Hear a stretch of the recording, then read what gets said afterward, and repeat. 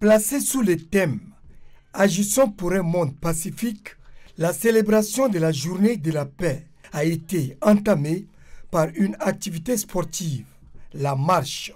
Cette activité physique, essentielle pour la santé, qui améliore le système cardiovasculaire, a commencé au rond-point Centenaire pour s'achever au stade municipal de Paris-Congo dans le 6e arrondissement de la capitale N'Djamena.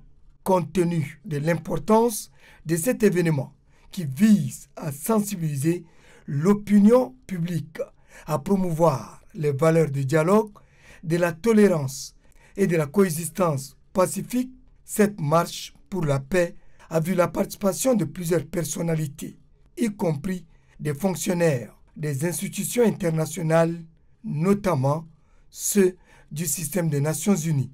Aux côtés de ceux-ci, des jeunes de la société civile et des sportifs.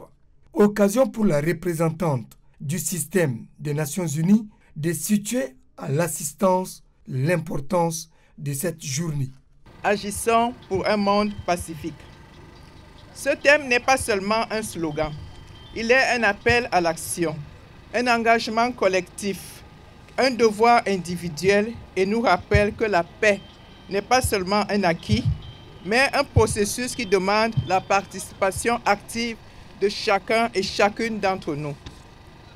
Dans cette dynamique, je souhaite également saluer le travail des agences, fonds des programmes des Nations Unies, présents au Tchad qui accompagnent le gouvernement et les communautés à travers un appui conseil stratégique fourni par les conseillers pour la paix et le développement et d'autres experts sectoriels.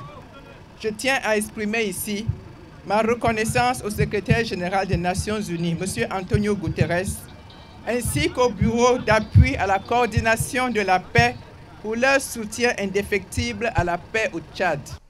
Quant au médiateur de la République, l'ambassadeur Saleh Kebzabo, organisateur de l'événement, il appelle ses compatriotes à lutter contre le clivage et l'esprit divisionniste.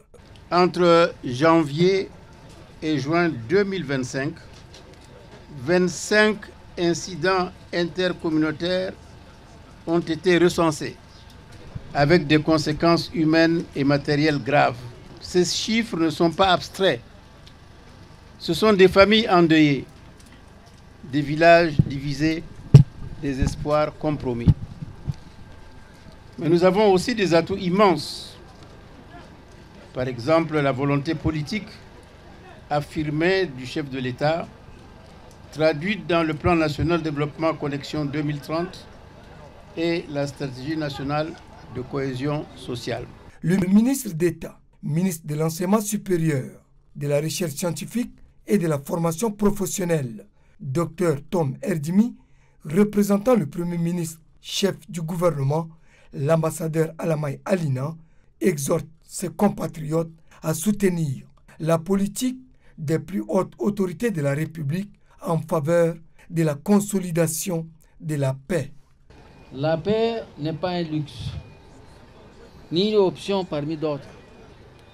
Elle est une condition vitale de la politique de la main tendue aux consultations nationales inclusives, en passant par l'adoption de la stratégie nationale de cohésion sociale. Nous avons posé des jalons solides. Toutefois, nous devons reconnaître que le chemin reste long et semé de défis.